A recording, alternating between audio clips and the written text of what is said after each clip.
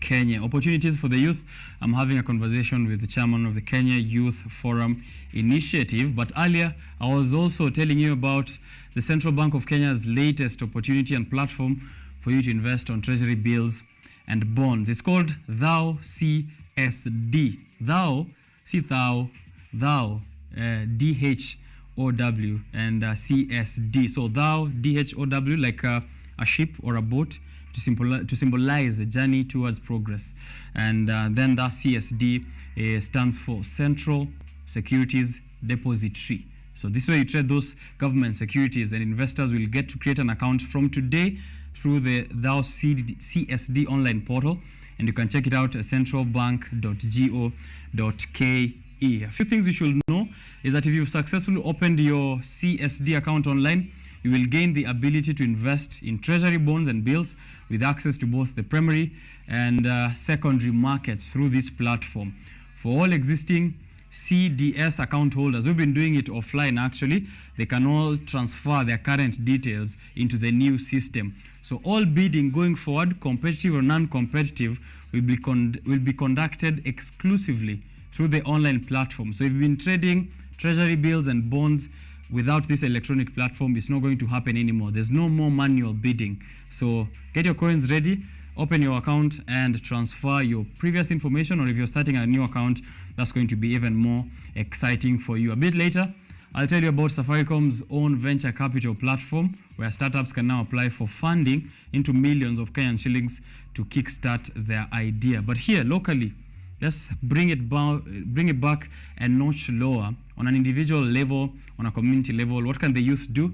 In the development agenda of the nation, we are currently grappling with the high cost of living. And as we are aware, it is a pressing concern for many young individuals. Here, the chairman, Kenya Youth Forum Initiative, will tell us what you can do to play an active role in advocating for some of these economic policies, and also getting our space in trying to improve our overall standard of living. Welcome once more to the show. Okay, thank you.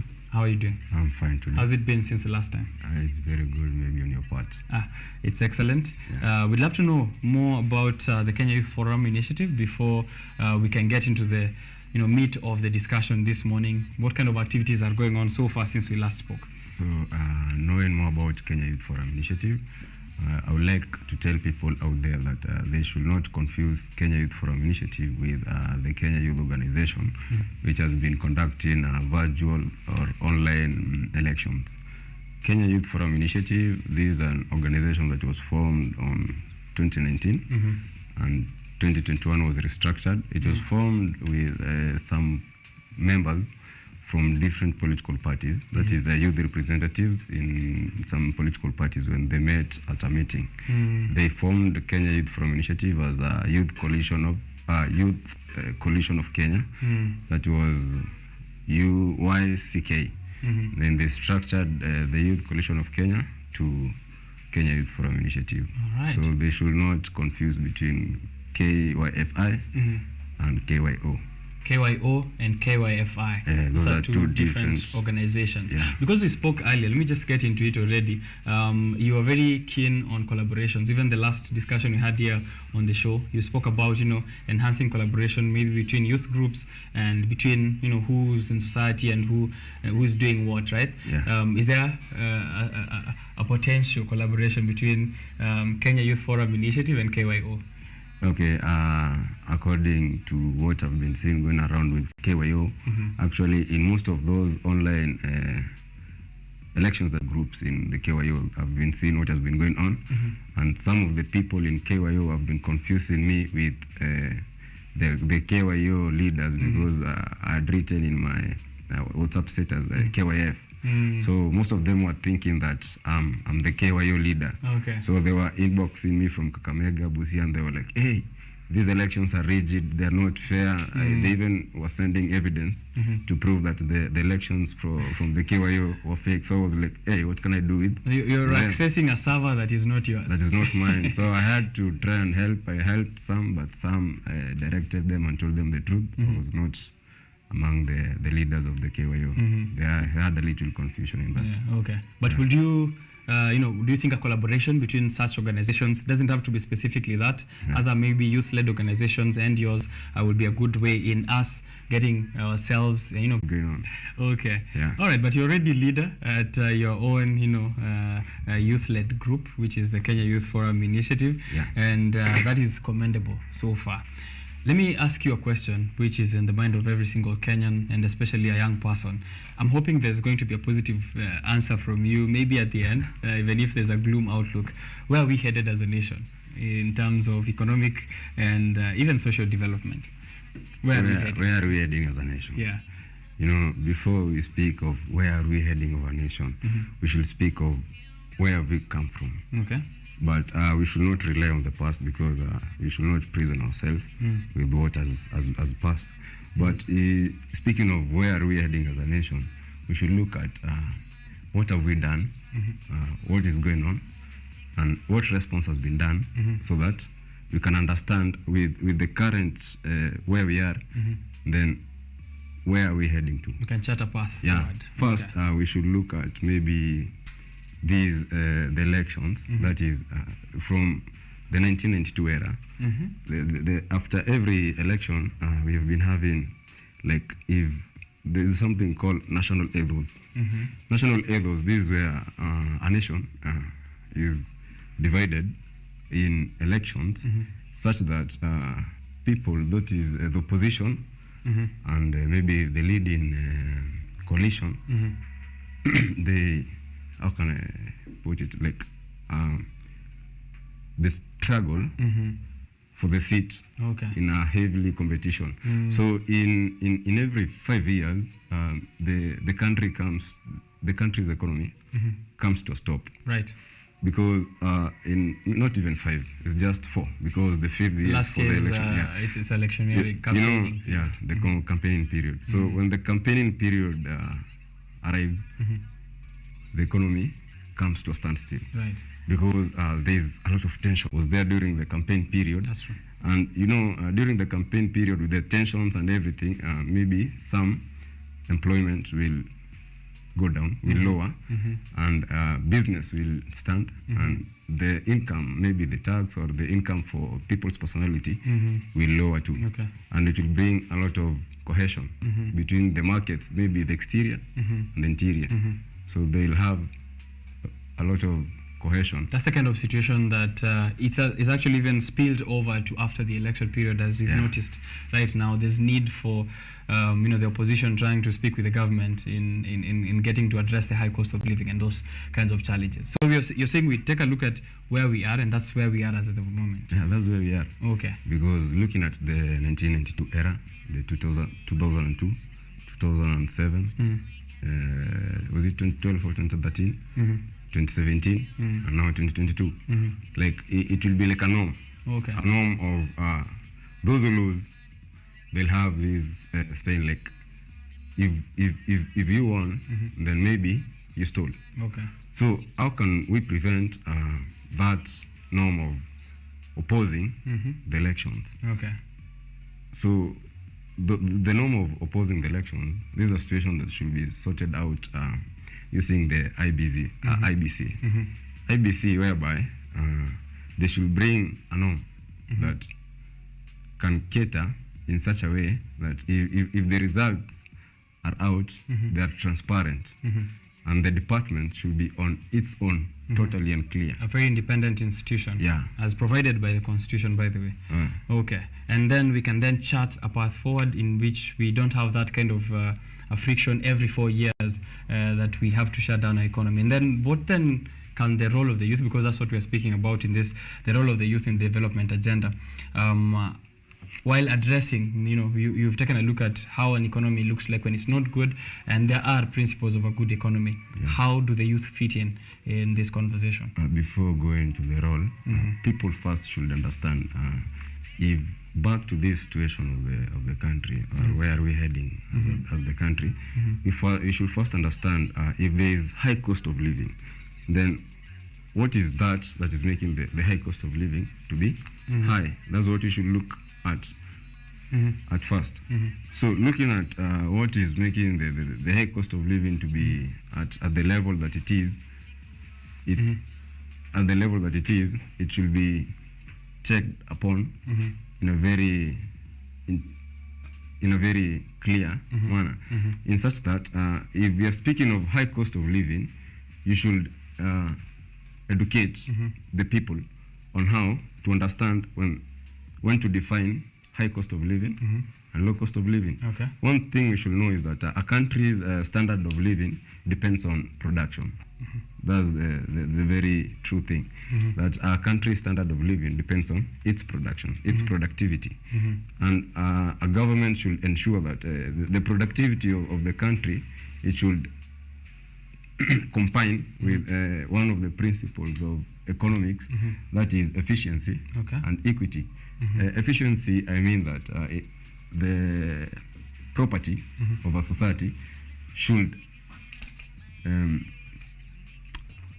efficiency, that is the property of a society should produce maximum benefits of its scarce resources. Like if maybe the resources are scarce, but the resources should provide the maximum benefit of the property on the society. Then equity is where the property of a society is not property, but economy in a society is equally distributed to its consumers. Yeah. So there's equity and there's efficiency to ensure that productivity is valuable to the society. Yeah. Are there concrete actions then that the youth can take to realizing this productivity, efficiency, and equity? According to the youth, is that first they should be given a youth act. That is a youth action or a legislation for the youth act. The youth act, and maybe it should be done by the government, that is the Ministry of the Youth Affairs and those departments. They should first educate us on how to learn about the economics of a nation, how the economy works, so that if we understand how the economy works, we can clearly elaborate on how we can involve ourselves on the role of our youth in the development agenda. First, what should be done is this. In the youth development agenda, according to the Youth Act, that is, we have those the youth legislations acts that have been formed, and the youth policies.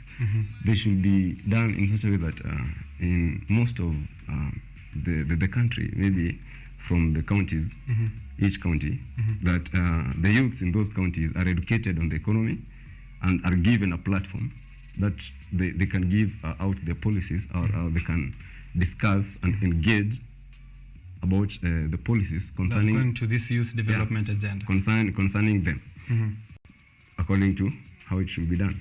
And the other thing that should happen is that this to Rivers Mall, I was working, so doing practice.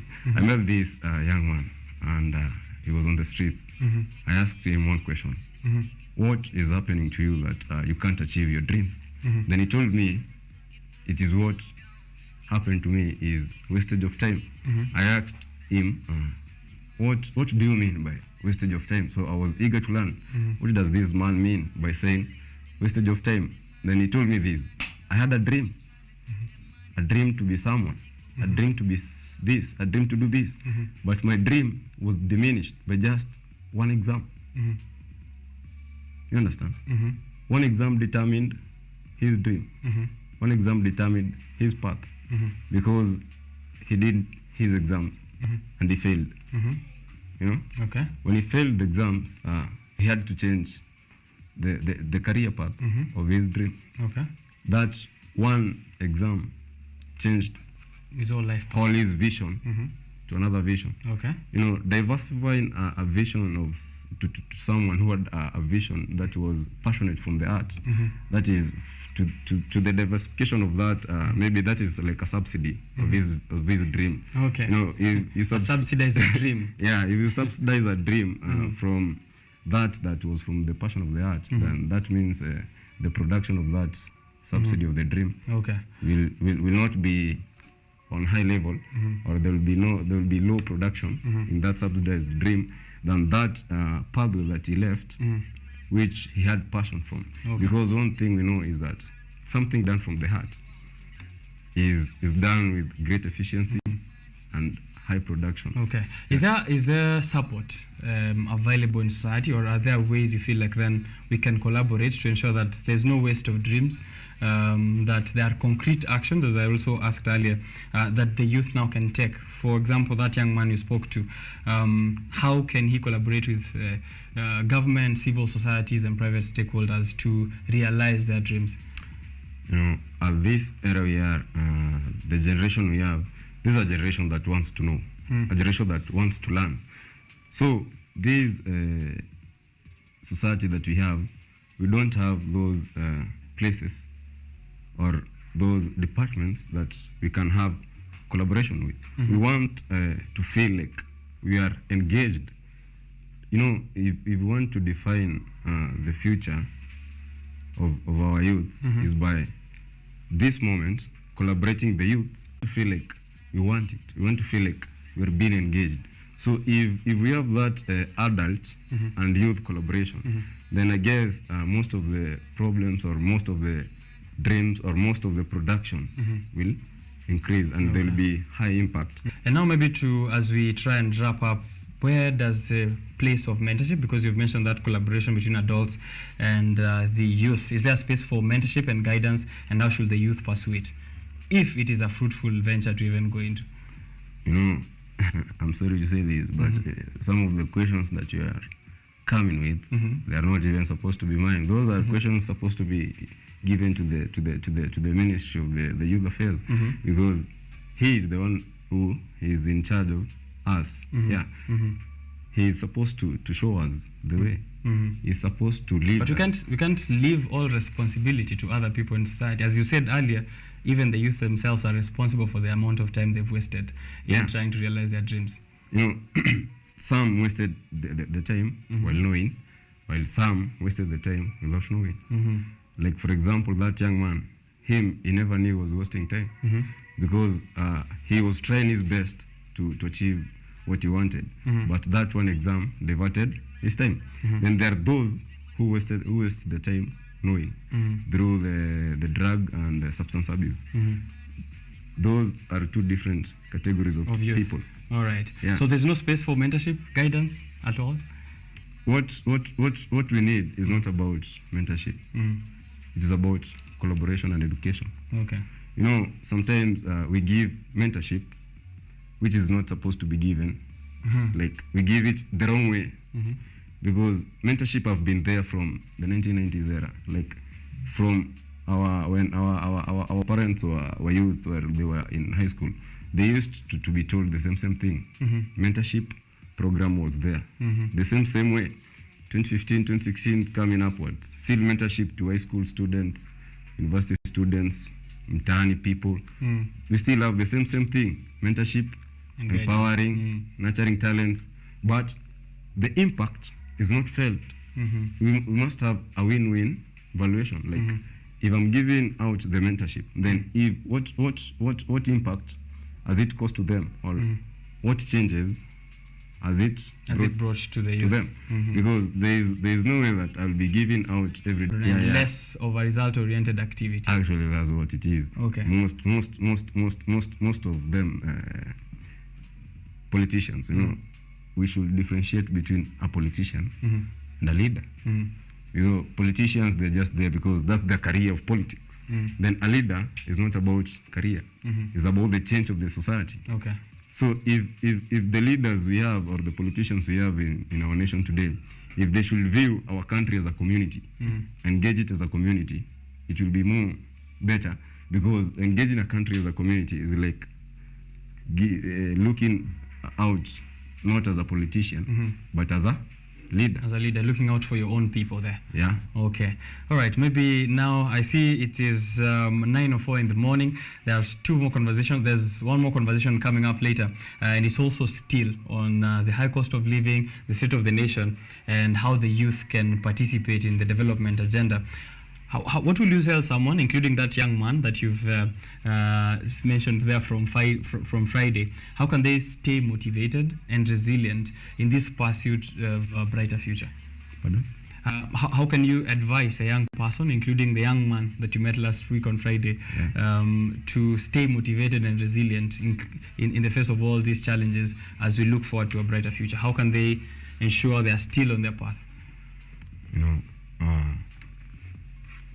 in this world that we are, or in this community or the society or Kenya, there is what we need is that unity and realizing, self-realization of who you are, what you want, and what you think you can do is best for you.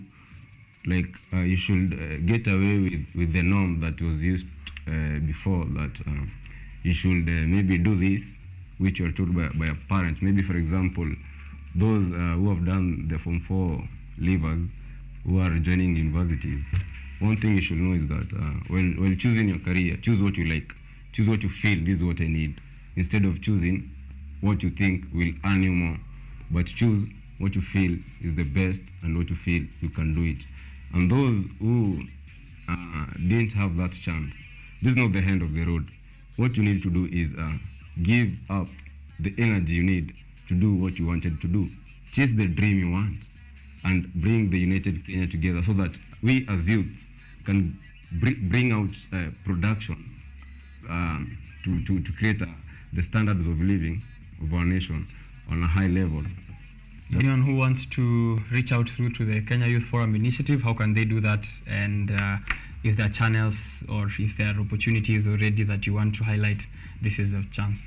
Yeah, if you want to get to us, you can check us on Facebook, Instagram, Twitter, and LinkedIn. You can get your messages and we'll get a response to that. Okay, that is Oiko. He is the chairman of the Kenya Youth Forum Initiative. We've had a discussion on the role of the youth in the development agenda and, of course, some of those norms that have been cultivated that he feels should be done away with, and they're not impact-based. They're more of a show. If you didn't get what he meant, you can check out this interview later on YouTube, KUTV Kenya, where we'll be uploading it after this show. Taking a short break, coming back with another young man, Dennis Kimani, the Youth Green Society chairman. Environmental sustainability, how does it play a role in trying to address the challenges that are facing this nation as of the moment? Also, we're having a look through the headlines this morning, the Daily Nation, the Standard, and the Business Daily. What are they informing us of the direction of the economy in the coming few days? Don't go too far. I'll be right back.